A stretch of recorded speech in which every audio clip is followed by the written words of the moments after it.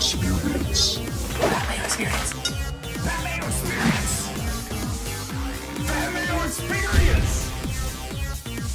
For over a century. Welcome to the Pat Mayo Experience, presented by Underdog. The Week 9 DraftKings picks. We're going to go through game by game, lineup by lineup, build some cores for you to see if we can get ourselves down the right path. Someone who did that earlier this week, joining me on the line, Squirrel Patrol, John Breslin from 4for4 DFS. You can go to 4for4.com/Mayo, get yourself 50% off everything. John, welcome to a second seat in the live final for the Fantasy Basketball World Championships. Congratulations.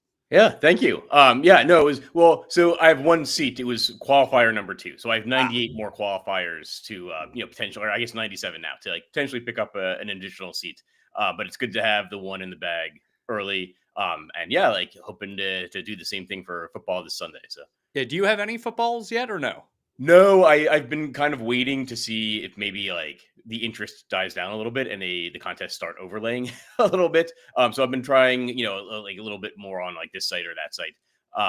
We'll see. We'll see if I pick one up, before the end of the season. Well, what are your thoughts on qualifiers anyway, to try to get into these big contests? Obviously, you're doing it. You're playing at the highest level. Tambo does exactly the same thing. Tambo had a medical emergency this morning. He's okay, but we'll be seeing from him again next week if you're looking for him. I think that he'll be having his stuff at Ship It Nation over the weekend as well. He just couldn't make this time live. If you're in the chat, ask us some questions. We'll get to those as we go along. But so for someone like me, let's say I'm playing I don't know, $350 to $500 a week, John. Is it worth my time to play in these qualifiers? Because I don't. I think at that bankroll, it may not be worth it, to be honest, to be totally honest.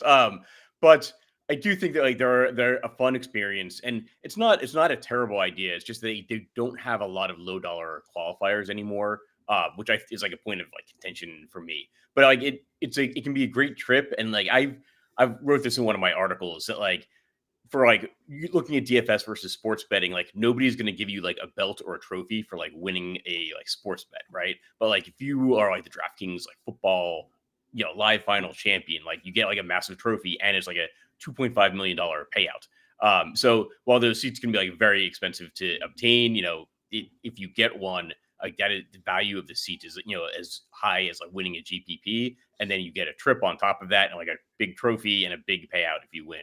I think they're really entertaining. It's a great way to also stay connected with the industry, meet some of the other high volume players in person, right? We never get to meet each other in person. So yeah, I love the qualifiers, but to each their own.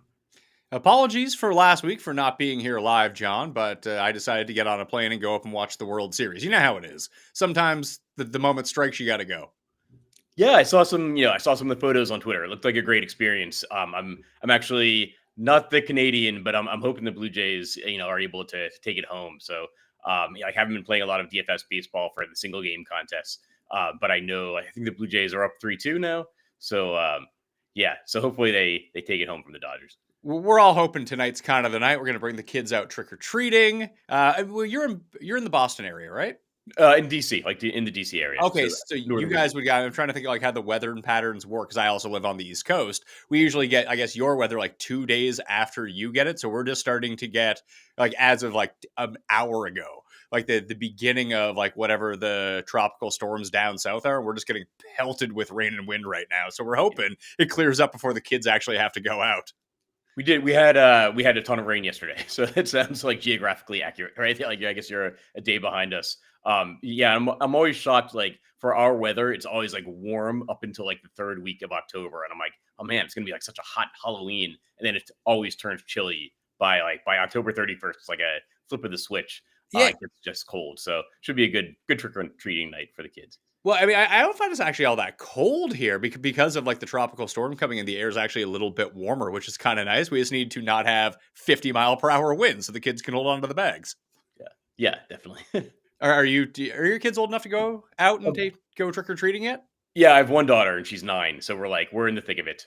She's in her Hermione Granger costume at school right now.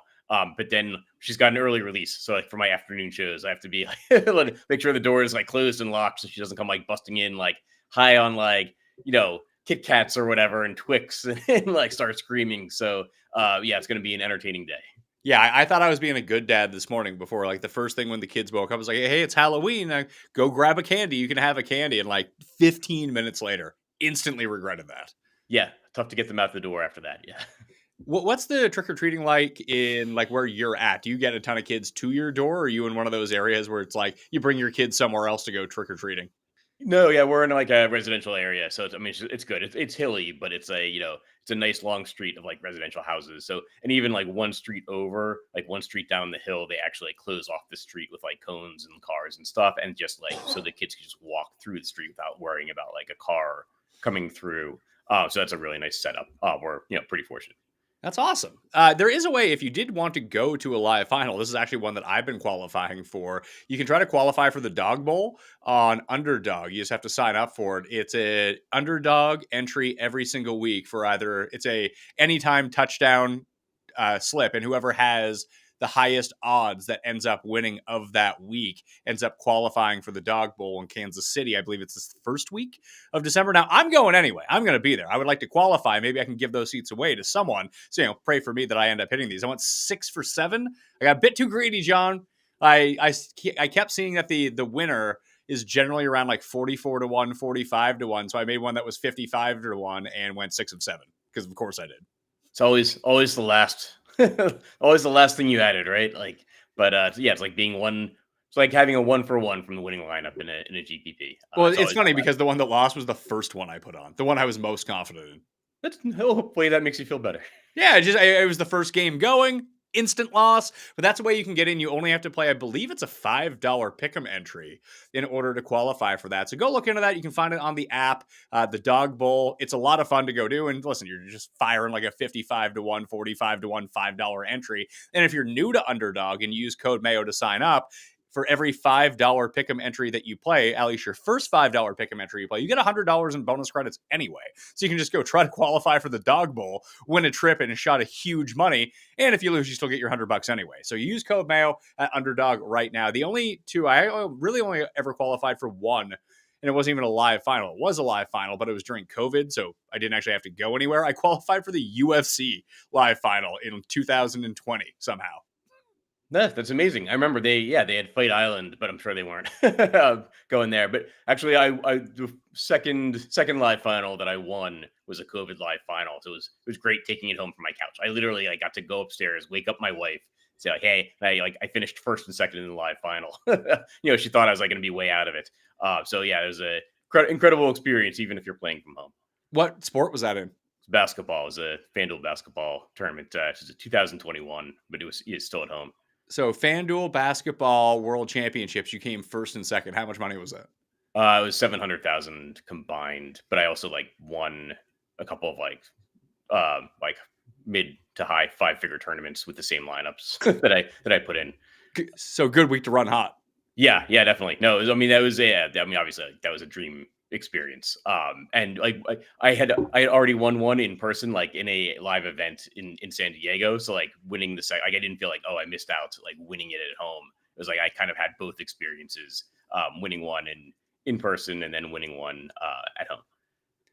If you are watching us live on YouTube right now and you want to join in the chat, sub to Mayo Media Network, smash like and turn on the notifications. Something weird's been happening is that probably because we violated censorship rules by swearing too much in yesterday's show that it got deemed 18 plus and you had to be logged in. We're just not showing up on people's algorithms anymore. So please turn on your notifications if you're here. If you're streaming us live on Twitter, please share this around at the same time. Ditto on Facebook if this is where you're watching. I used the 4-for-4 cash game optimal for the week, John, and threw it into a DraftKings lineup. I'd like to work off this from where we start to begin with here, where it has Aaron Rodgers as the quarterback, DeAndre Swift at $6,100 with Jahmyr Gibbs, Michael Pittman, Jamar Chase, and Juwan Jennings are the receivers, Jonnu Smith, DK Metcalf in the flex, and the Atlanta Falcons at $2,600 as the primary defense here. You and I both looked at this before the show.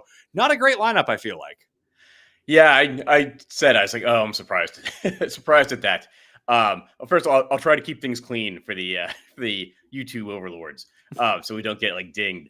This one makes me want to start like shouting some expletives. We'll see how things shape up as we get the Friday injury reports. It is a weird week because we have like a number of high total games that have like close spreads, and then we also have some high total games that don't have close spreads and some lower total games. But this is one of the higher total games basically that it's it's a cash game lineup, but it's kind of like drawing from one of the higher total games. It's got a pretty decent spread with the Colts and at the Steelers. I just don't know how much I love like Aaron Rodgers at this point in his career as a fantasy performer. So the one thing about Rodgers in this spot, like I don't think he's a terrible play because you're going to get you need the touchdowns to come along with it. Like even if you got that Lamar Jackson game from Thursday Night Football, where it's like, hey, it's 200 yards, but it's 4 touchdowns, you would probably take that at his price point, wouldn't you? Yeah, definitely. But we'll see. I'm sure we'll end up playing around with some different quarterbacks and different wide receiver and game stacks. So we'll see how things progress. If you go over to 4for4.com right now, my overall fantasy rankings are up there. But what it shows you as well is the entire injury report. I'll have this updated on the weekend, and I'll send this out, the updated injury report and ownership numbers on Saturday afternoon. So this is a completely free article over at 4for4.com. It's just under Pat Mayo's weekly rankings, and it goes position by position. So we have some interesting stuff at running back. Pacheco is probably not going to play. Hassan Haskins isn't going to play. Ramondre hasn't practiced all week, so you might get Trevion Henderson in this spot. Not sure with Kamara yet. It seems like he's still going to go, although it's a terrible matchup in that situation against the Rams anyway. What do these 3 names do to you at running back for the moment? Because when I glanced the early ownership numbers, I did notice that no one seems to be using Jonathan Taylor this week. Now, it's because he's $9,800, but I thought that was interesting that if you can find like DeAndre Swift in this lineup is 6,100. Jahmyr Gibbs is 8,000. But when we start looking at some of the other players here, like Kareem Hunt, $4,700. Shouldn't he be in here if Pacheco isn't going to play against the Bills? I don't know, because there's Brashard Smith as well. So like the thing that actually does stand out to me, or one of the things that stands out to me this week, is like it's the first week in a while where we don't have screaming value. So that's why the Friday practice report can, as you just showed the injury list, like that can shake things up a bit. The one injury I think that we have had since pricing was set is like Pacheco is probably not going to play, is like Monday night injury, and that's a very appealing game. I'm still not getting to a lot of like Kareem Hunt, and one of the reasons I think is because he's just 4,700. Like the Chiefs have been splitting the carries between Hunt and Pacheco the whole year. And I just think like there's a possibility that like Brashard Smith kind of like steps into an Isaiah Pacheco role, and it's still just split. And like maybe they'll end up popping up as like a pretty decent like cash game value, but the chances of one of them getting like a ton of receptions or like 100 yards and 2 touchdowns is just pretty low. So the other thing would be with Vidal, because no Haskins again. We saw a lot of Jared Patterson towards the end of that game. They're giant favorites, albeit on the road against Tennessee, who stops no one. He's only $6,300. Now, I know that there's not enough in this lineup that we're looking at to fit him in. I would go, not that I don't like DeAndre Swift against Cincinnati. I think that's a fine play, but I just think that for $200 more, Vidal is probably where you want to be. And these are some of the tidbits that I have in that article as well. You'll just see like Vidal averages, since he's become the starter, almost 4 red zone touches per game. That's 5th, only behind Jonathan Taylor, CMC, Josh Jacobs, and Jahmyr Gibbs. And the Kareem Hunt stat would be, the Giants are the only defense allowing more yards to running back per carry after contact this season than the Bills. Of the 41 qualified running backs, only 2 have a rush gain rate over 90%, and it's Hunt and Pacheco. I'm not worried about Brashard Smith stealing like the valuable Pacheco touches, if that's what we're thinking about, because he wasn't getting the valuable touches anyway. That was still Kareem Hunt. So in my mind, this is probably 10 to 15 touches for Kareem Hunt, maybe backdoors his way into a few catches. But when they're in the red zone, he's who they're going to be using if they're running. At least that's how I would have the game projected out. Obviously, you see it a little bit different. Yeah, and I do think, I think Kareem Hunt should be used because he's only 4,700, and that Chiefs Bills game is one of the games that we're like really going to want to get to, but it's so hard to get there because of the lack of value. So like, I think I'll be using Kareem Hunt in a lot of game stacks of that game because he opens up being able to like afford Mahomes or Josh Allen. Like they're the 2 most expensive quarterbacks on the slate. The two generally, going to be the highest projected quarterbacks. It's just tough to get there on a slate where we have so little value unless you use somebody like Kareem Hunt at 4,700. So what I'm seeing right now in terms of ownership, and let me know if this sounds right to you, that McCaffrey is going to be approximately 2 to 3 to 4 times owned as Jonathan Taylor. Yeah, I think so. I think like Jonathan Taylor just keeps delivering, but the flip side of him like consistently delivering is they keep having to raise his price. So I'm looking, Jonathan Taylor week 1, 6,800, now 9,800. Like that's a whole wide receiver, $3,000 wide receiver. We could be getting in our lineup. I mean, obviously it doesn't work that way with roster spots and roster constraints, but like that 3,000 is a massive amount of money if you think about like upgrading from like a $5,500 wide receiver to like an $8,500 wide receiver. So yeah, I think that especially, McCaffrey is $1,000 cheaper. And he's facing the Giants. So he's going to pop off the page, I think, as the guy to go to instead of Jonathan Taylor. From what I'm seeing from the early ownership, we're seing McCaffrey is way out ahead of everyone. And then everyone else around him just seems to be relatively unowned. I mean, like 9%, 8%. So you have Taylor, Bijan, Gibbs, and Jacobs, and James Cook, probably all right around that 10% ownership mark. Like, at what point does it become, if McCaffrey's 35% and everyone else around him is 10%, like, does that lead you to fade Christian McCaffrey, or are you just saying that he's the best place to play him? It depends on the contest, really. I think for single entry, and it, obviously depends on the site and the scoring system, and like he does just project so well on DraftKings because like he tends to start the game with 6 receptions, right? And then go from there. Like last week is like the first week that kind of stumbled, but I think for smaller field single entry contests, I'm like much more inclined to say like, hey, yeah, like you plug Christian McCaffrey in, he's going to see even higher ownership in that kind of like smaller field single entry contest, and then you try to figure out what else you can do with your lineup to get a little bit different. I think for like larger field contests, especially for stuff like the Millie Maker, like, yeah, it makes a lot of sense. Like it's obviously not going to be like a 30-1 ratio or whatever that like Bijan Robinson outscores Christian McCaffrey, or that like or that you just can't do anything with that extra $1,000 to like get up to Jonathan Taylor. So yeah, I think that's a sharp way of looking at things, and and kind of like tailoring your lineup to the kind of contest you're playing. I am building 10 lineups. This is the one I have up on the screen in the $10 10 max tournament. So that's the tournament parameters that we're going to be dealing with this week. That's usually what we do on the show. At least that's where I submit the lineups to. So we'll try to think about it through that context. Now, obviously, we're not going to get all of our exposures absolutely correct because we're going to be building out so many different games. But just keeping that in mind as we're going through this, not necessarily beating 175,000 people that we're doing here. We're trying to beat like 4,000 to 5,000 people, albeit in a multi-entry. There's a few other really nice values at running back. This is why I brought up the Kareem Hunt thing a little bit earlier, only because he falls in line with a bunch of these value guys this week. So like Jalen Warren is $5,500. Tyrone Tracy is $5,100. Kareem Hunt is $47,000, who's still not projecting out all that well. But then you have David Montgomery at $5,000. What is it with Montgomery? Is it because it's either boom or absolute bust that no one likes to play him? But I feel like if you catch him on the right game, he's way better than all these guys. I think people get concerned about like he's like one of the most consistently underowned players because people are like, well, no, it's like I'm going to get to like Jahmyr Gibbs. Like getting to Montgomery, I think is a good call. I mean, I actually love to go there in Detroit, like single game contests because he's just so underowned. But even on the main slate, like he tends to go underowned. Like he gets close to the number of opportunities that Jahmyr Gibbs gets.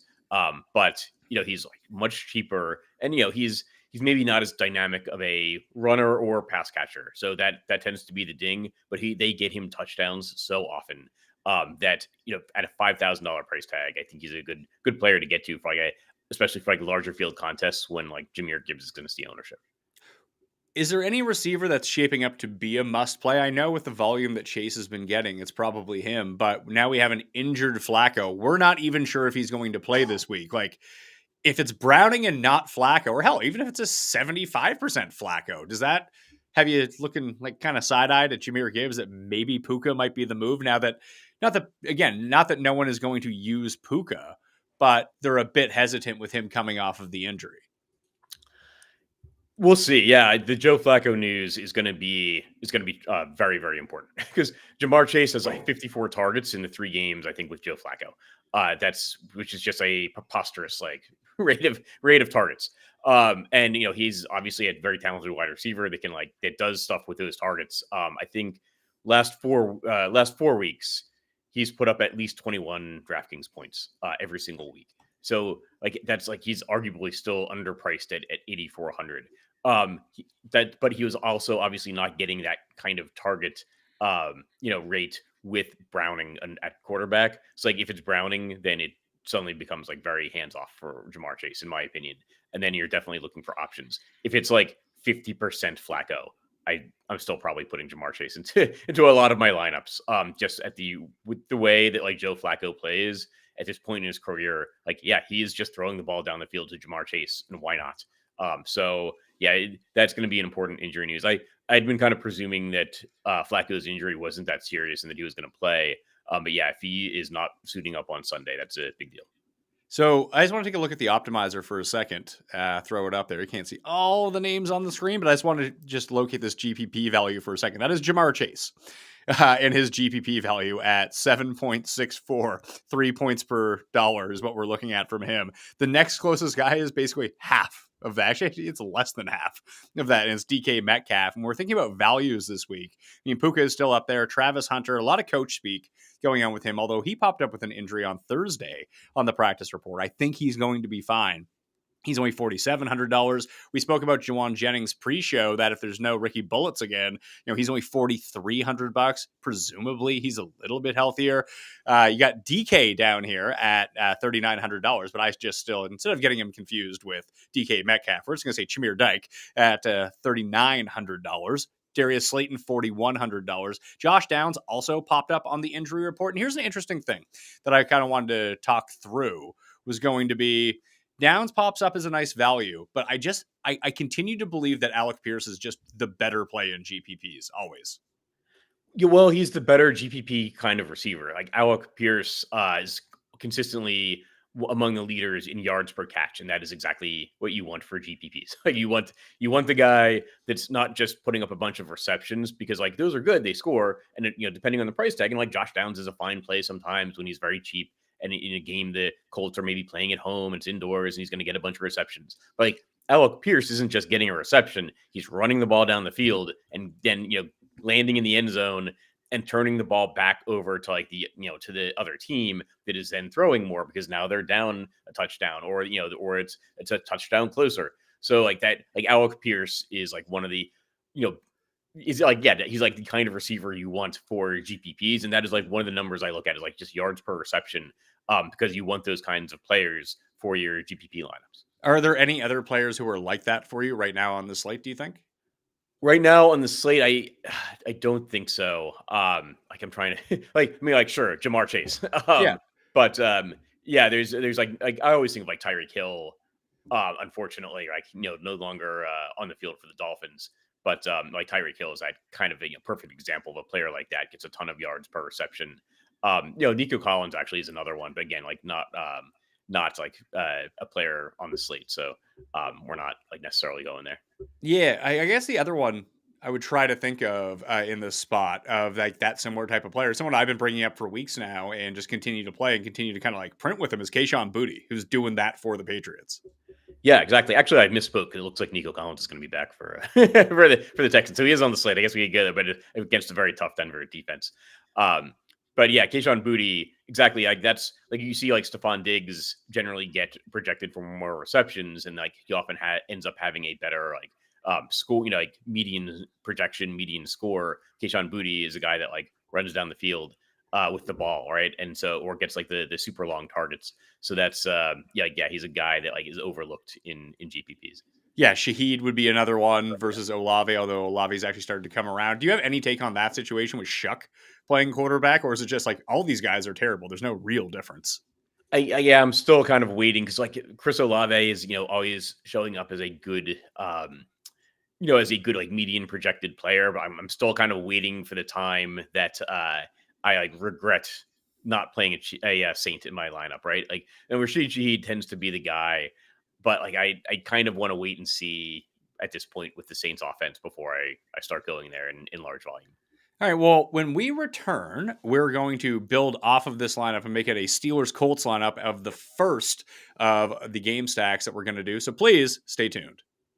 For over a century, Johnnie Walker has shared its bold spirit with the game of golf. Now, crafted with Devereux Golf, Johnnie Walker introduces the Johnnie Walker Blue Label-inspired Sunday Golf Bag, elevating the game with sleek design, blue label hues, and refined gold accents. Celebrate your hole-in-one with a premium Sunday bag crafted by Devereux Golf. Submit proof of your achievement to johnniewalker.com/blue-in-1. Please drink responsibly. So there are 3 games on the slate this week that are projected for over 50 points. You obviously have the Bills and Chiefs game. You have one of the other ones I was just thinking of that I can't remember. And now Pittsburgh and the Colts. What is the other one now? Jesus. Chicago and Cincinnati. Yeah.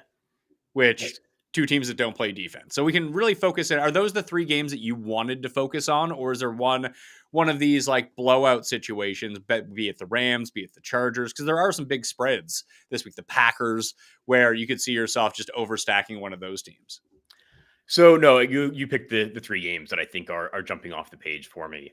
And it's we don't always get like 3 games that are like separating. Sometimes it's like 1 game that's got the 52-point total and everything else is like 48. But yeah, this week we've got like 3 pretty good games to target. They all have their own different wrinkles. But we should be aware of the other games as well, because like you do see some like higher implied point totals, right? Like when a team is a 14-point favorite, but you have to worry about like, is this game going to look good in the first quarter and in halftime? I'm like, oh, I'm so glad I played like Rams because they're running it up on the Saints, and then like nobody's playing after midway through the third quarter. Like all of your guys just are stuck at where they are. So like what you want is that back and forth shootout type game, and that's why we game stack and try to grab hold of that correlation. Sure. I guess the only pushback I would have on that, it would be that if your guys get up by so much that they don't need to play anymore, haven't they done the scoring that they need to do, presumably? Sometimes, but I just like if you're trying, it depends on the size of the contest. I do like think about this when I'm like looking at the lineups I'm putting into different contests. But like, yeah, like if your guys got like 1 touchdown and a pile of receptions, that can be good enough to like get you into the cashing point, or even up there for like a smaller tournament. Like if you're trying to beat 100,000 people, you need the guy that got like 3 touchdowns and like 12 receptions, not necessarily the guy that got one touchdown, 6 receptions, and then was sitting in the fourth quarter. True. But like if let's say we get to this Saints Rams game and we just do the very expensive Stafford, Puka, and Devontae Adams, with the thought process being that, hey, maybe Puka can sneak a touchdown, but he does his normal 11 for 105, whatever that is. I mean, that's a ton of points right there. It's almost like 30 DraftKings points, more than 30 DraftKings points. Then you get Adams. You hope he has the multi-touchdown game with the long catches. Call him like 6 for 90 and 2 touchdowns. And then Stafford just has like 275 and 4 touchdowns in the game. And that is how the Rams do their scoring. They're not as much concerned about getting Kyron Williams involved. I feel like that might end up being like the optimal stack that you would need, even if they only play 3 quarters.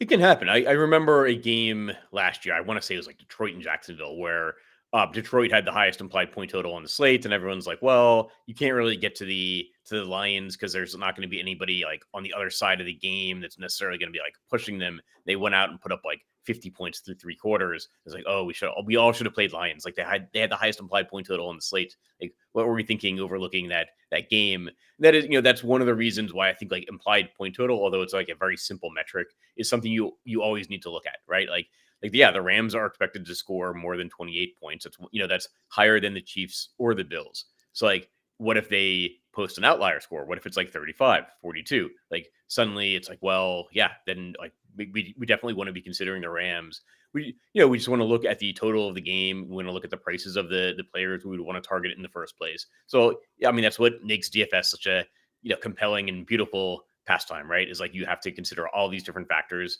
when you're trying to set like one lineup of positions for your DFS lineup. Of the massively favored teams this week, between the Chargers, the Lions, the Packers, and the Rams. The Rams actually, I think, make the most sense to me because with Puka back, as long as you get passing touchdowns. Now, if you don't get passing touchdowns, you're absolutely screwed in this spot. But if that's the lane that you're picking, at least I feel like their offense is a bit more condensed than the rest of them. Whereas, Detroit might put up 50 against Minnesota. Who knows? But if you play Goff and play him with Amon-Ra might have like the Puka type game, but then like Gibbs might score 3 touchdowns or Montgomery might get involved. Then Laporta gets involved. Or it's finally a Jameson Williams games. It feels, not to say that the Rams don't do that. There are other guys there, especially like tight ends who you just keep going down a list of like, I don't even know who these guys are at this point. Why are they catching touchdowns? But with the Packers, it could be anyone on that offense, honestly. At least with the Rams, it feels like there is some consolidation, at least in their target tree, whether the touchdowns come from there or not. But I could basically pencil in Puka and Adams for probably 55 to 70% of the targets in that game.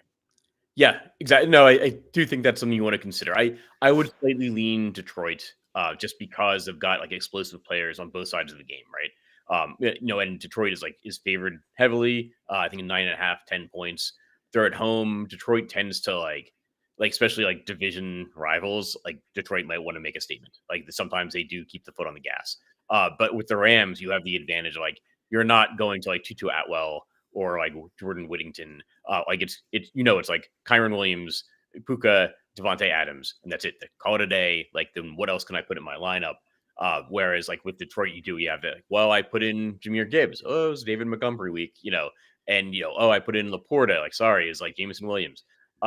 So Detroit does have like that dispersed, but they're dispersed. They're nowhere near as dispersed as the Packers. Like the Packers are probably the team I would be going to last that's in this kind of situation. I would know normally in this spot I would just go to Jacobs, but Jacobs, since that calf injury, it's not that he's so hurt he can't play, but it does seem like they're limiting his touches. Yeah, exactly. It's Emmanuel Wilson, which is like.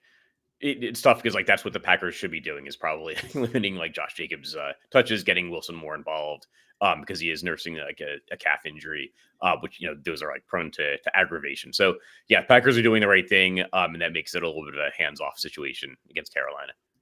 FF Pulse 88 has a question. He says, John, that's you.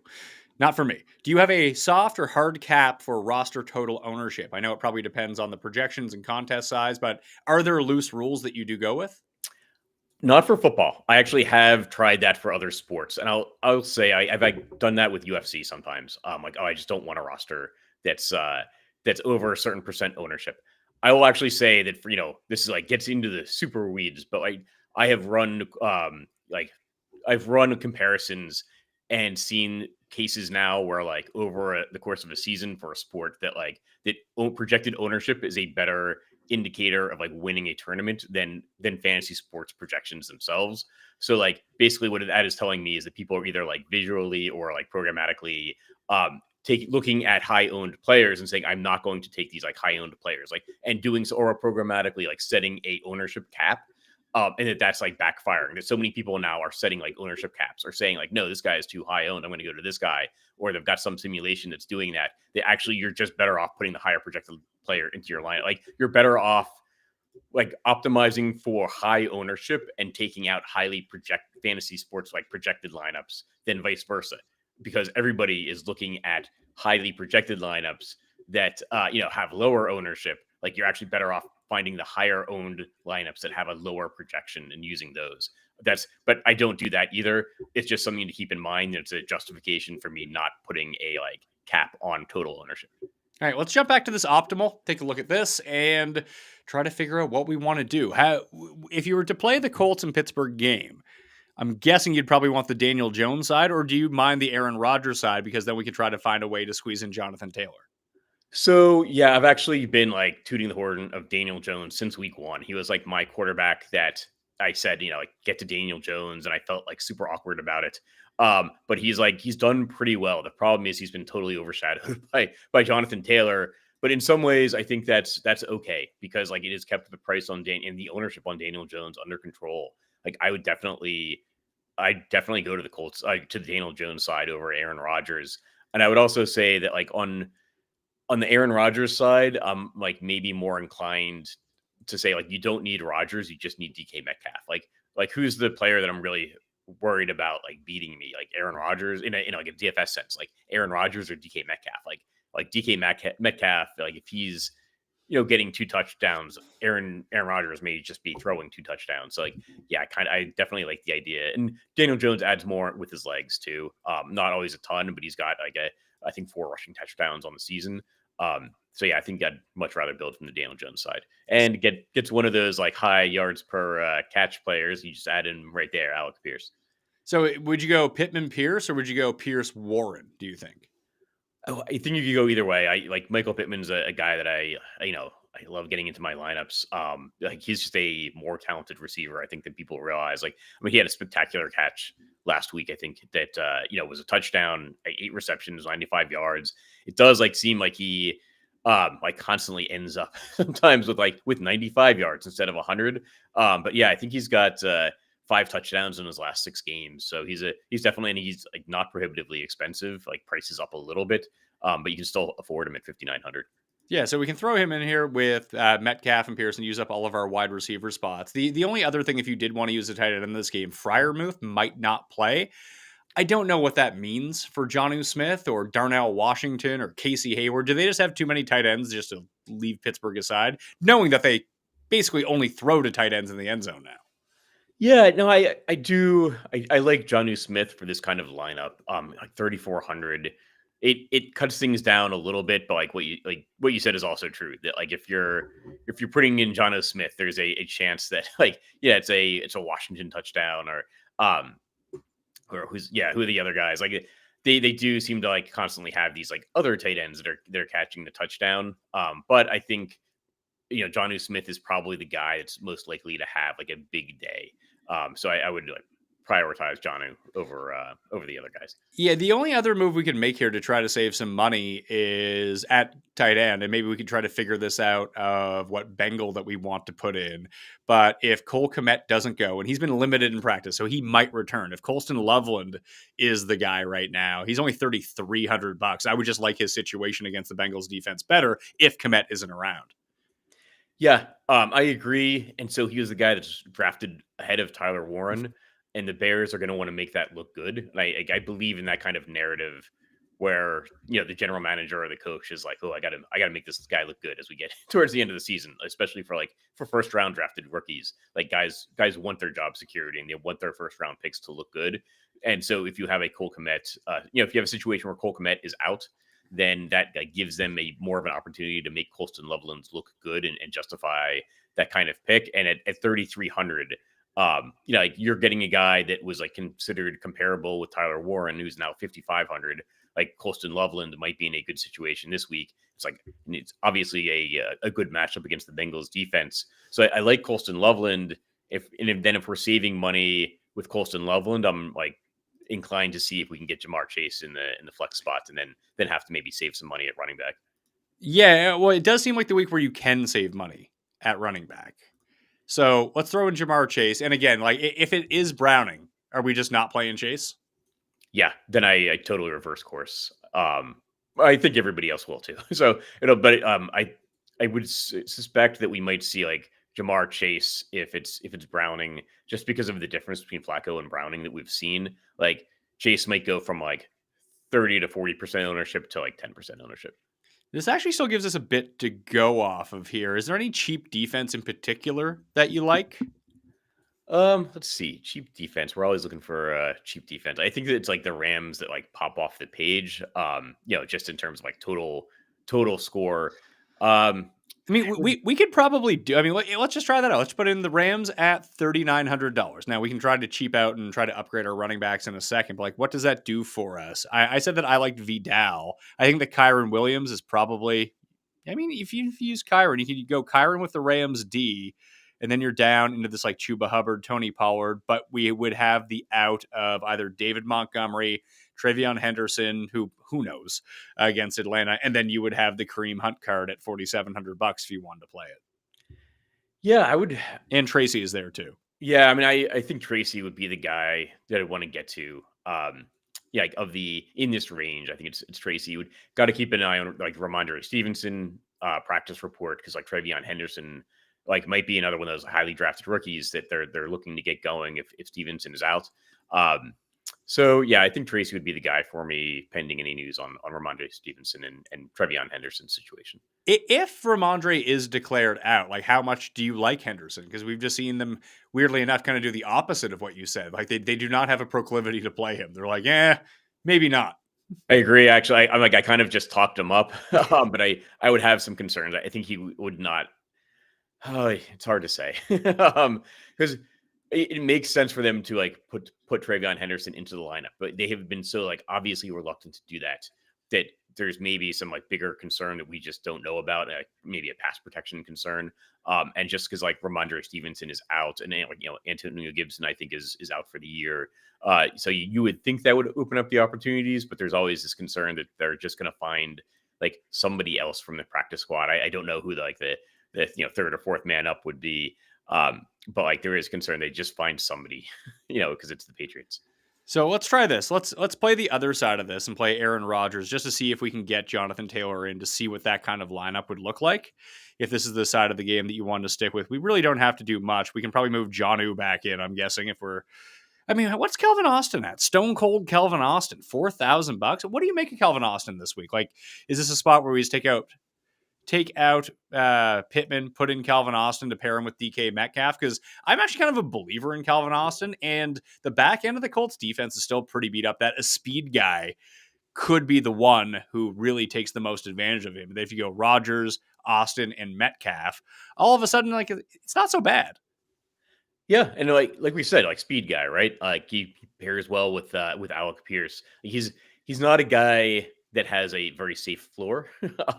But like, yeah, I mean, he can get those long touchdowns. So we've seen it in the past. And like maybe you like to see it a little more often, but at 4K, it's a way to get some pretty big upside into our lineup.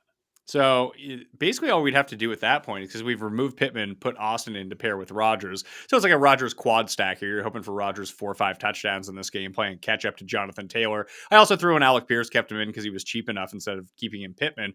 And then all we really have to do is just downgrade Rams D to Jags D, and we still have $100 left over. Like, it's not that different. It's just now you have Rodgers instead of Daniel Jones.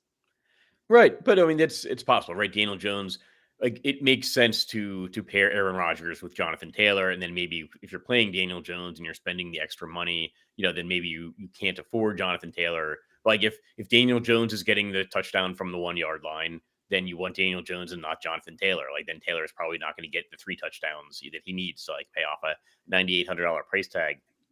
If it's Rodgers, like the game could evolve exactly the way that you described, right? Like Jonathan Taylor gets 2 early touchdowns. Now Rodgers has got to throw the ball a little bit more. So it's great. We've got like 3 receivers for him because they're going to be throwing the ball a ton. We don't necessarily want Jalen Warren in that lineup, but we want Jonathan Taylor 2 touchdowns. Alec Pierce catches a long one. Now the Steelers are just having to pass the ball at home to catch up. All right, let's chuck that in and we'll move to Buffalo and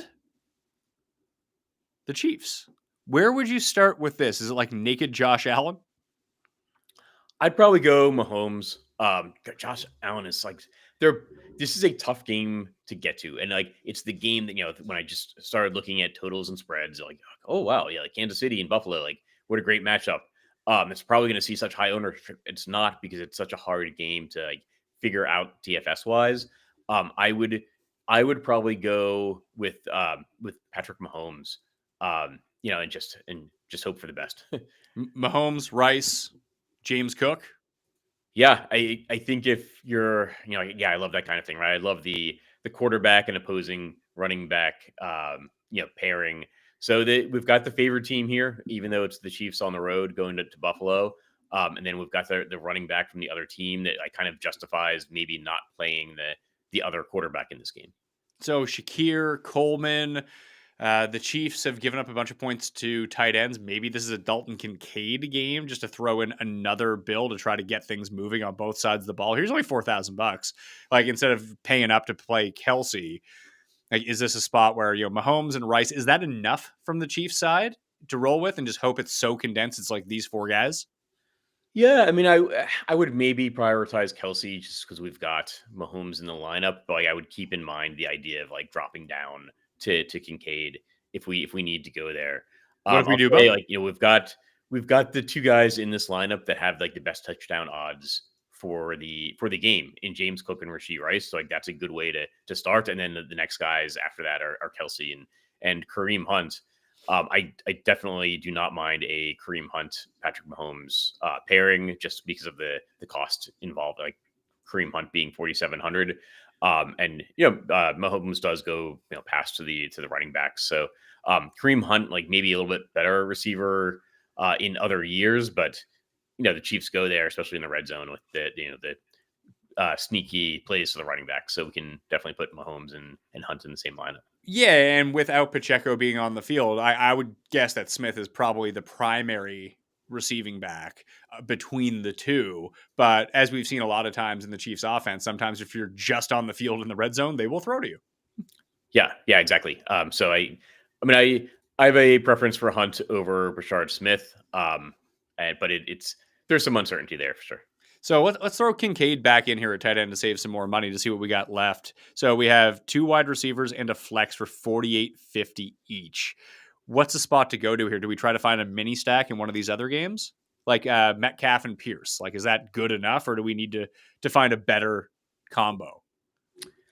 See, yeah, I think we could go to one of the other games. I think it's going to be a smart way to think about things, is like try to account for the scoring in some of these higher total games. We've been doing that a little bit with like the Chicago Cincinnati game, which we will probably get to at some point. But yeah, maybe like do like a Metcalf, Pierce pairing and say like, well, it's just Metcalf and Pierce getting the touchdowns.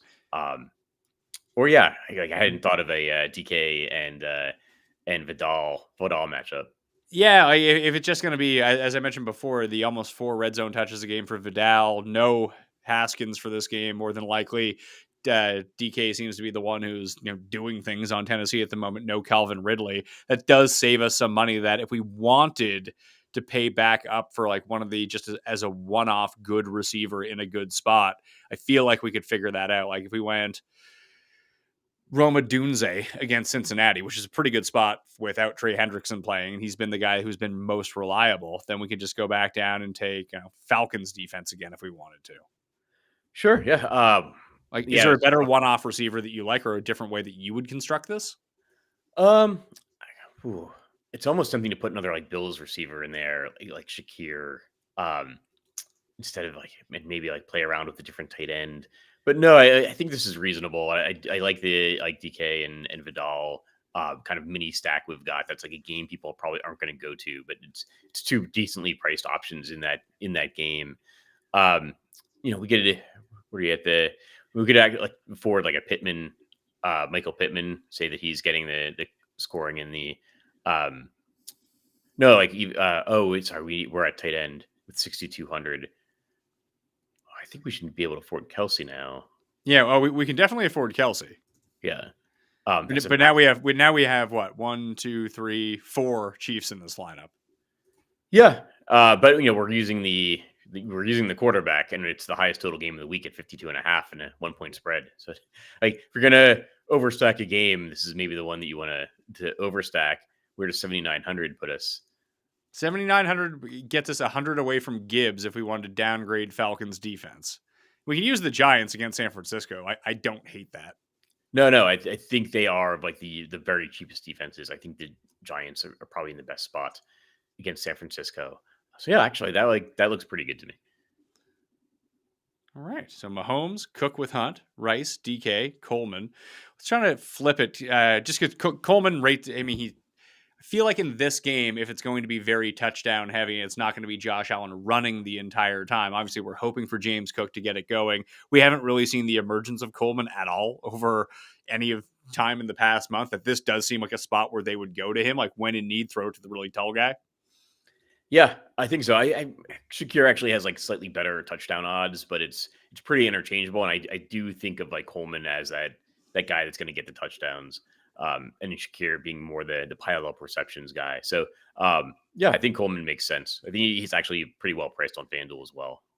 All right. So do we want to build out the Bills side, or do we want to go to the other higher total game, even not knowing what's happening with Joe Flacco? Yeah, actually, I don't mind Caleb Williams. I know we were looking at Dunze in that last lineup. I don't mind going with Caleb Williams going up against like this Cincinnati defense that has not looked good and could be looking worse. So Caleb Williams, Roma Dunze. Is this one where we throw Loveland in for the savings? Yeah, absolutely. Because like we were saying, all the things we talked about earlier, first round rookie, they probably want to get him going. He's at a position where now like his tight end teammate is looking like he could potentially miss the game. That opens up more opportunities. So I think Caleb Williams, Dunze, Colston Loveland, and so little opportunity cost at tight end that like I love pairing the quarterback with a cheap tight end teammate. Does this change for you if Kmet plays? I think Loveland would still be like plausible. I'd still be inclined to use like a Caleb Williams, like Colston Loveland. I wouldn't necessarily use Loveland as a one-off if Kmet is playing. If Kmet's playing, I don't mind the idea of maybe like going to Kmet, because I think he'd probably see like lower ownership, and he's actually even a little bit cheaper than Colston Loveland. But if Kmet is out, I think it's just a good opportunity for Loveland. Cincinnati side. So obviously Jamar Chase is the go-to. What about Chase Brown? Because the Bears don't tackle. Yeah. Trying to look up the number now, but when I was writing things up last week, I think the Bears gave up the most rushing yards per carry. So Bears are third most rushing yards per carry in the NFL this season. So and Chase Brown, somebody that's like been almost entirely forgotten about. There's a concern like P. Ryan is getting some more work than I would like. I think he had a touchdown last week, but like Chase Brown still put up like 25 DraftKings points. Is by far his biggest game of the season. Yeah. So basically since Flacco has taken back over, he's got his utilization, 12. It's not even that he's got his utilization. He's been efficient, almost 10 yards per carry, 6 yards per carry. He had a touchdown last week. He's being involved in the receiving game. All this still kind of boils back down to what if Flacco doesn't play? Do we play any Bengals? I'd say no. No, it'd be much more hands off. I would keep an eye on the line. Like if Flacco's not playing, like similar to the Lamar Jackson situation, he is kind of crazy to compare like Joe Flacco and Lamar Jackson. But like last week, we had the situation where the line for the Ravens game was set very high, and then turns out we weren't getting Lamar Jackson, and the total plummeted. Like if Joe Flacco is not able to suit up, I would like keep an eye on the total for the game. And I'd be a little bit less reluctant. That would make the Bears and the Bengals both a little bit less appealing. So even if we kind of scroll through some of these other games and think about mini stacks that we could have of games that we're probably not going to overload. Not that I hate to go to Drake May in this game with a banged up Falcons defense. I do want to see their injury report before committing to that. But is there like a Falcons Patriots mini stack that we could do? Because I actually think that Bijan is in a really nice spot here because everyone fears the running backs against the Patriots, but they also give up the most receiving yards to running backs. And we've seen that as long as Penix is playing, that they will throw to Bijan Robinson, no problem. And then we can kind of bring it back with Kayshon Boutte, who's only $5,000. We start to get pressed for money here pretty quickly, but I think we have a pretty unique lineup on the go. Yeah, definitely. I don't think we need to worry about ownership at all for, if we're going to like Bijan Robinson. He's going to see so little ownership relative to like a Christian McCaffrey, like as we discussed earlier. So the game's got a 44.5 point total. So it's not it's not a totally like hands off situation where it's like a sub 40 total, and the ownership is going to gravitate so highly to these other, greater than 50 point totals. So I think the idea of getting a decent, mini stack from a game with a mid-range total is going to really differentiate our lineups. And so the Bijan Robinson and Kayshon Boutte combination, that just are the total ownership for our lineup just plummeted. So we could also go Vidal and DK in this lineup if we wanted to, but there's some other games on the table. Like, do you have any interest in playing a Texan or a Bronco? Because I really don't. Not really. Yeah, there is it's important to keep in mind we don't have to like touch every game on the slate. And you never know, but I'm much more inclined to like go to the lowest total on a slate like early in the season when we don't really know what to expect from these teams. And there's maybe a little bit more uncertainty. Like Denver and Houston are situations where I'm like maybe interested in the Denver defense. But other than that, like not rushing to get a lot from that game into my lineup. Yeah, Houston defense as well, if that's the way you want to go. They're a bit more expensive. I believe they're a bit more expensive, aren't they? Are the Texans more expensive? No, the Texans are cheaper at $2,900. It's actually a pretty good look, honestly. Yeah, I think you can go either way. But that's why the game has a low total, and we're talking about the Houston defense versus Denver versus any of the wide receivers or quarterbacks. If we're not going to use any Chiefs or Bills, would you be inclined to use the Chiefs or Bills defense? Not, I don't think the Chiefs and Bills are going to see super high ownership. Sometimes I do like that idea, where like maybe I'd be a little bit more inclined to like use the Colts or Steelers defense because I think Colts and Steelers will see like much higher ownership. But I like that kind of thought process. I just wouldn't necessarily say that because the Chiefs and Bills are so expensive, that's going to limit their ownership. I don't need to like necessarily get different by playing a defense from that game. So we're right around 49. I mean, is this a spot where we could use a receiver in Kareem Hunt? Yeah, I would actually say because we were talking about that the Chiefs and Bills game, like Kareem Hunt is maybe a way that we can like use Kareem Hunt in stacks from other games and say like, oh, like it was just a Kareem Hunt running the ball game in the Buffalo Kansas City game, and we get him into our lineup affordably, and then it like kind of takes care of the scoring in that other game. So if we do that and we use Kareem Hunt in the flex, now we're left at wide receiver. That leaves us with the best available option being Brian Thomas in terms of pricing. Olave, Pittman is there again. We don't have anything from that game. Is this a one-off spot to use Pittman? Yeah, absolutely. That was the guy I was going to immediately go to. And if we needed the money, we could maybe go to like a DK Metcalf. But I think we've got the money to spend, so I'd spend it on Michael Pittman. So the only other thing we could do here is drop down Rams defense. I mean, we just found the Texans defense at $2,900. So if we go up from there and thinking we have at least $1,000 to play with from $6,200, that doesn't bring much in. It brings in like Nico, Sutton, Drake London. And honestly, I don't care about any of those guys. Yeah, exactly. We were just talking about how we don't like the Denver and Houston game, and then you've got a couple of other wide receivers there like Drake London and Brian Thomas that are like potentially dinged up, as we can see with the questionable tags there. So like, yeah, there's not much to be gained there in my mind. All right, so let's think about some of the other games, be it full stacks, mini stacks. Is there any other game you wanted to touch on? Because the Raiders Jacksonville game like piques my interest a little bit, and I did want to build out that LA Rams Stafford kind of onslaught just to see what it would look like. So let's go there and Stafford, Puka, Adams, and just roll with this, see what it looks like. Probably have no money left. But in a week where we kind of identified 5 or 6 running backs who were pretty cheap, I think we could get away with it. Yeah, I think so. This is the question is, are the Rams really going to have to pass the ball that much? But if we don't know, maybe the Saints keep it a little bit closer. I would maybe be a little bit inclined to like put a Saint into a Matthew Stafford double stack. Because if the Saints are still passing the ball like that deep into the game, the Saints probably had to do something. So maybe it is like a Rashid Shaheed situation where you're putting in Shaheed because he gets a long touchdown, takes a screen pass or something to the house, and that's causing the Rams to throw the ball a little bit more. Oh boy, we got some breaking news on the show. Ready for this? Maybe. Travis Hunter placed on injured reserve. Oh, okay. Parker Washington time? What's Parker Washington at? Yeah. Parker Washington, $3,700.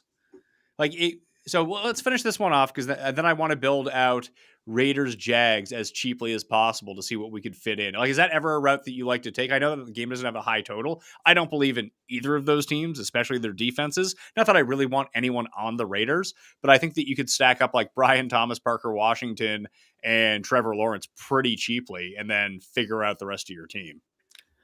We'll see, because like Travis Hunter, I mean, that's obviously that's big football news, but like Travis Hunter wasn't getting like a huge role in the offense.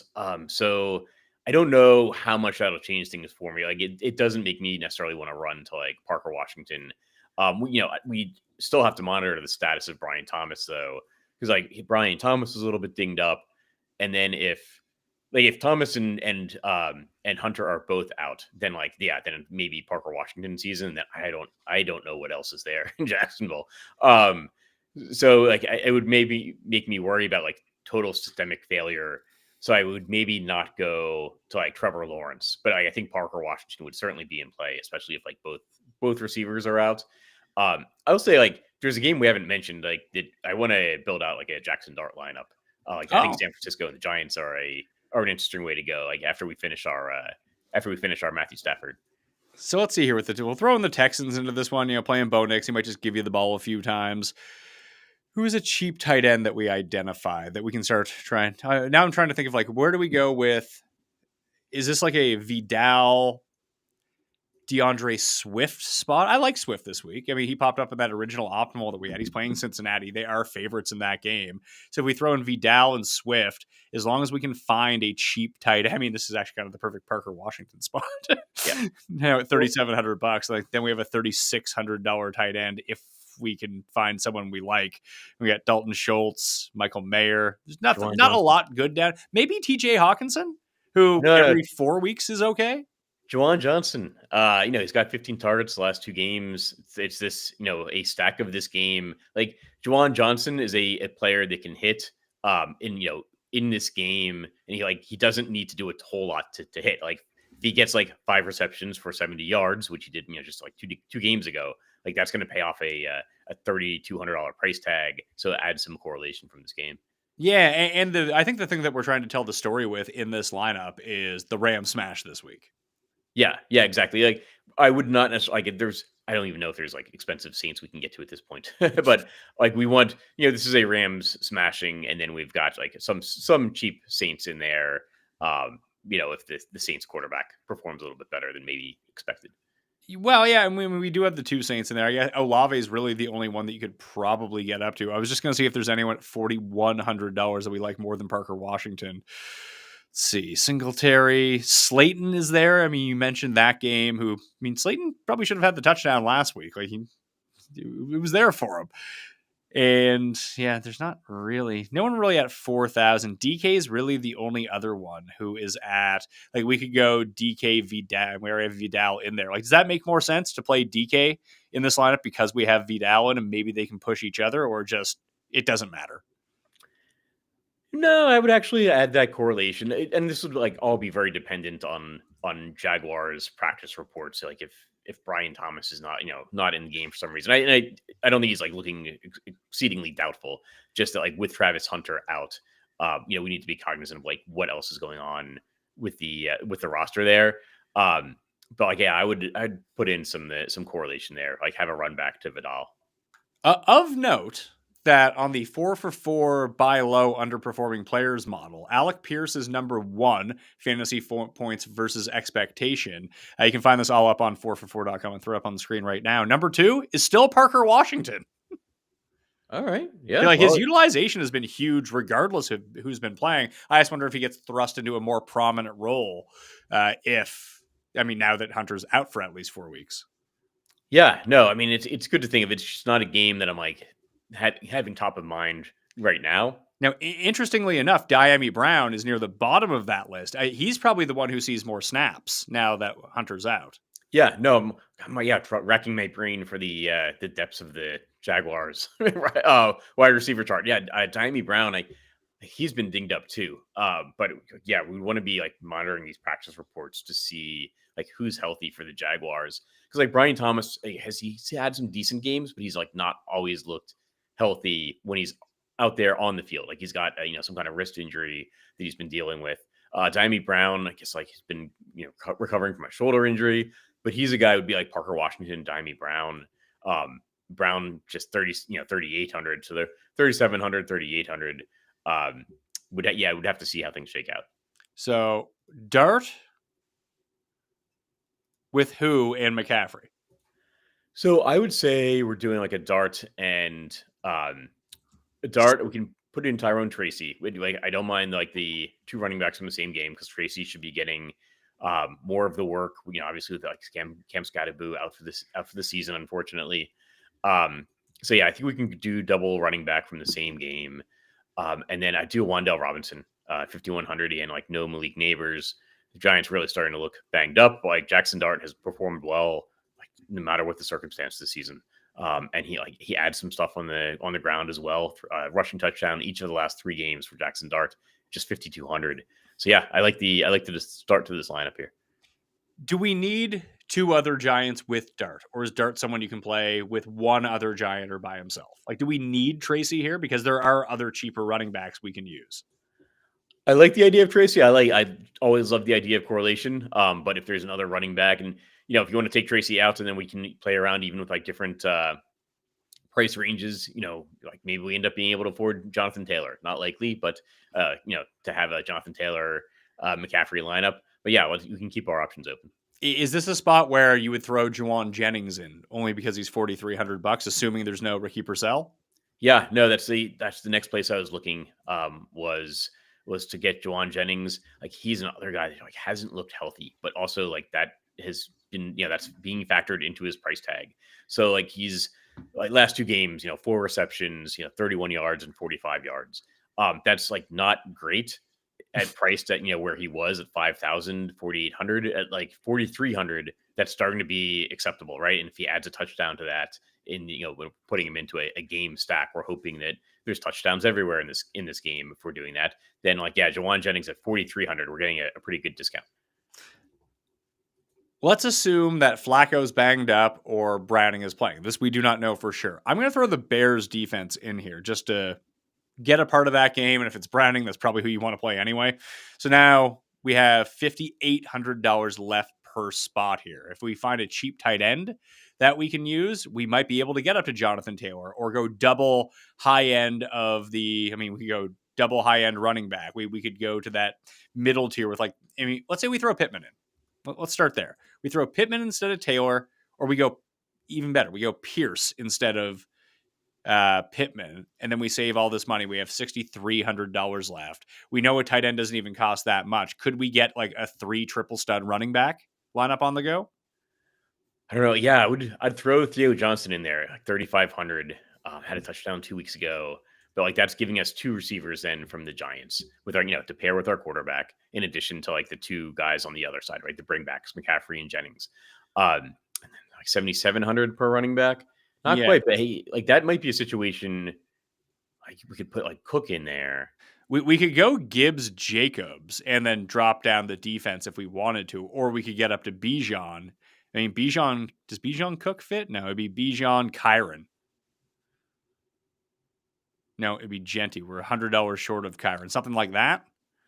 Or do you like the other running backs better? I would try putting James Cook in there, right? Like, and then we're explaining that because we haven't touched in this lineup, we haven't touched on this Kansas City Buffalo, and we've got 8,200, and then we've got Jahmyr Gibbs. Like, these are 2 pretty talented players there that could, for teams that are expected to put up points.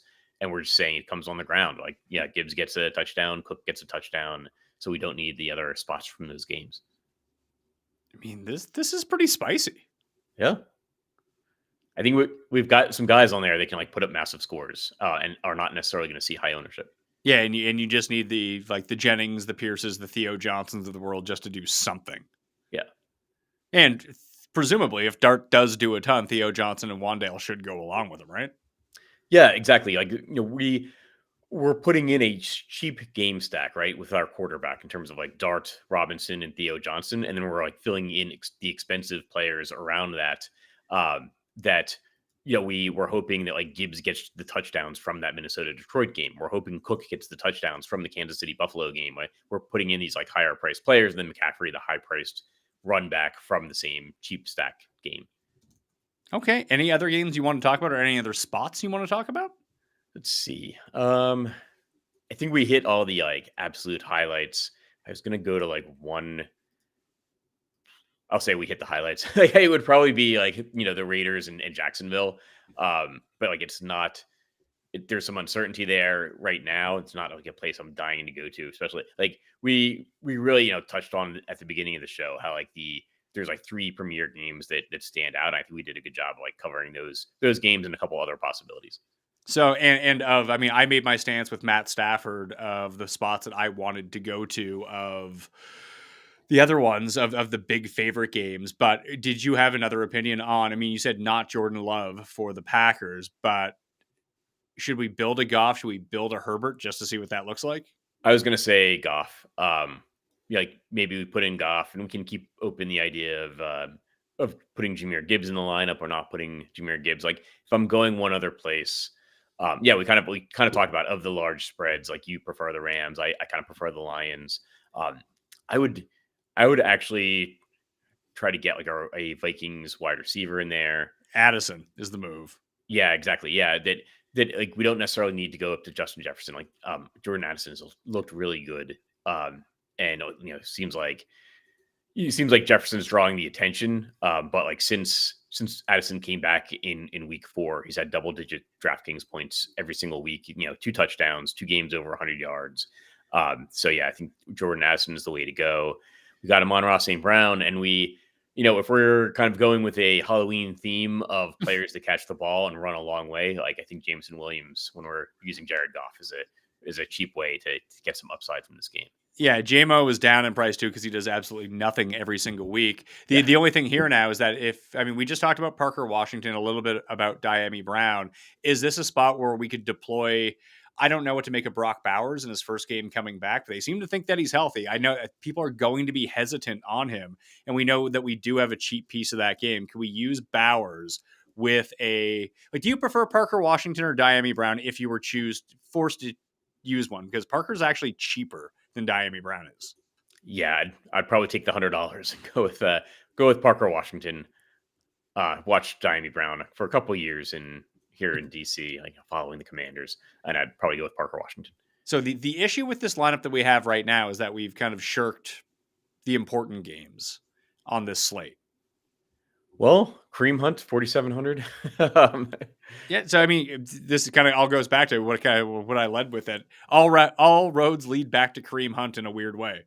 Yeah, because we want to hit on those higher total games. Maybe DeAndre Swift as well, right? Like that's the other game that's kind of popping off the page, that Bears Bengals game. But yeah, play the running backs from those games instead of the quarterbacks and the wide receivers. I think Swift is down there at 6,100. He is, but we don't need his. We could upgrade elsewhere if we wanted to, but if we just play Bears D, call that like covering the Bears, we can have a running back that's $8,600. Like we could find a way to finagle this around where we could get Bijan into this lineup, or even potentially up to McCaffrey in this lineup. Yeah, I think that's definitely possible. I mean, we probably don't need Brock Bowers. He is an intriguing player. Like I hadn't realized he's like the 4th cheapest or the 4th most expensive tight end now. He's usually like, when last season, priced up much higher. We could drop down at tight end. We don't necessarily need a like Bowers Washington correlation, but like going with a cheaper defense is also one of my favorites. Yeah. All right, so let's go with Swift then, and we'll take out Bowers and Washington. Hell, we could leave Bowers in if we really wanted to. We could leave Bowers in, and we still have, even if we use, let's say Texans D, and keep it cheap that way at $2,900, we still have $6,400 for a flex. Like that could be Vidal if we wanted it to be, who, as we mentioned, is in a really nice spot here. Yeah, I like that 3 running back lineup, but we've got a big stack of this Minnesota-Detroit game. We're hoping Minnesota keeps it a little bit closer, maybe a long Addison touchdown. And we've got our Detroit pieces where the Lions are then keeping their foot on the gas and passing the ball a little bit more often. So the other way we could spin this is no Bowers, and we think that without Travis Hunter, there's just more to go around in that offense. My main man, Hunter Long, back in the mix, $2,800, and it gets us back up almost to McCaffrey again. Yeah, I'd drop down from the Texans defense, probably get McCaffrey in the lineup, and then we can play the Falcons D again, or help. Yeah. I mean, I don't really want to play the Steelers D. I'm not going to lie to you. No, we've got Swift, so we don't want the Bengals.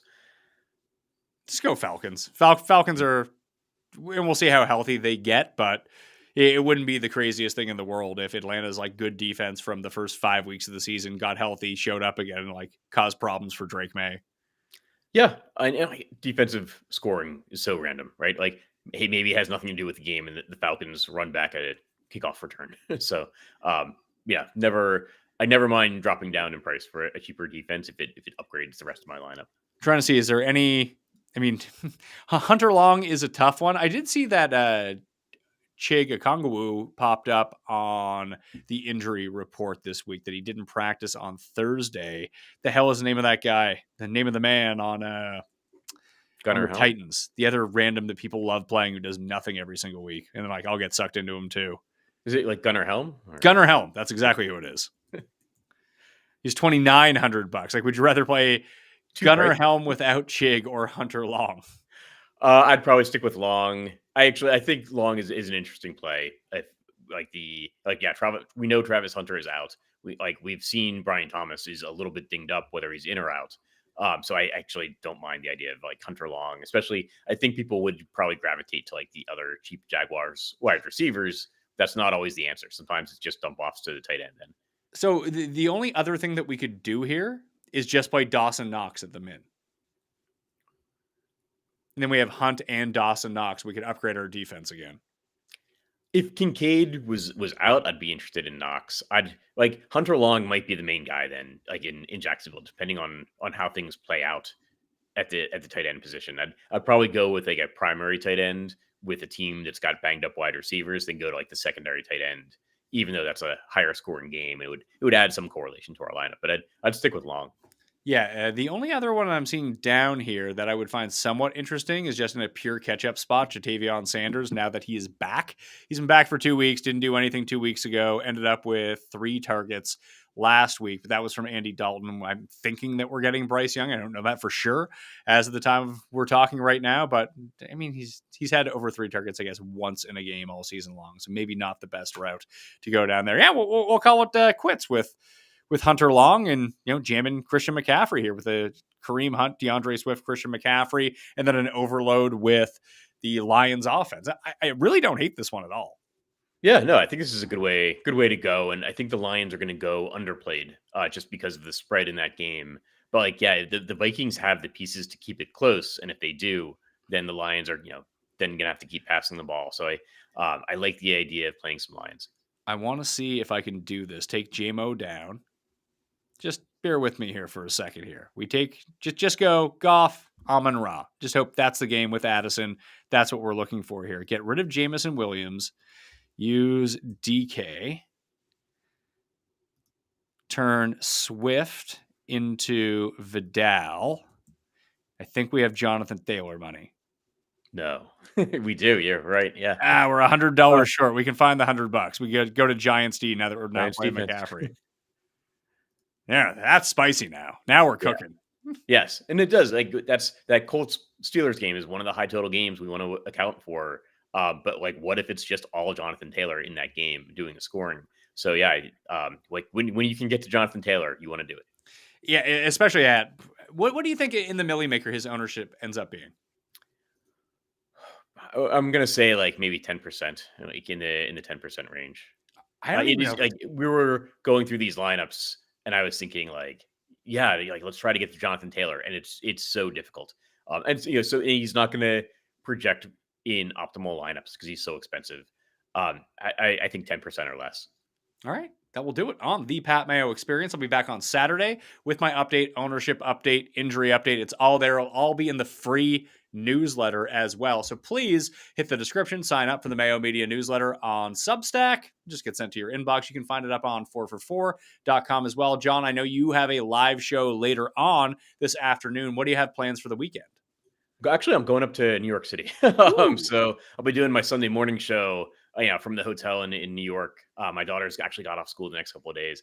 So I'm going up to New York, but it'll so I'll be doing all the same stuff from up there. We're not heading out today. So my schedule, the rest is for the rest of the day is the same as always. Got the 12:30 DFS MVP 4for4 podcast.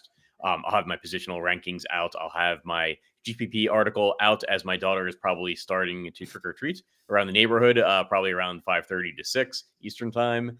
And then I've got my solo ship show that'll be coming out later this evening. That's like recorded. We recorded around 3:00, and then we tend to get it out in Friday evenings. And then, as always, I'll make some updates to my articles and lists probably tomorrow night, and then I'll do the same 10:30 in the Discord, Ask Me Anything type audio show as we're setting our lineups. All right. Follow John at JBreslin on Twitter, me at the PME, and I